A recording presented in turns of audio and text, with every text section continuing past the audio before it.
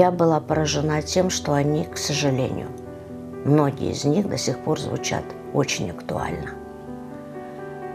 Это тема боли за свой народ, тема разлуки с Родиной, вынужденной разлуки с Родиной, тема непонимания нашей души, не слишком расположенным к нам окружающей средой. Тогда, когда они писались, это была нестерпимая боль.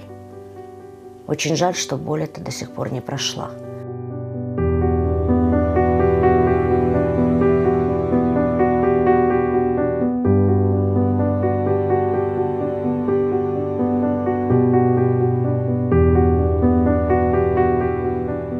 Эти стихи изданы сейчас и для старшего поколения, которое прошло этот путь ссылки, изгнания, своей неизбывной тоске по родной земле и возвращения, и для молодых людей, которые родились в Крыму, но они должны знать и помнить всегда, какой ценой нам всем досталась Родина.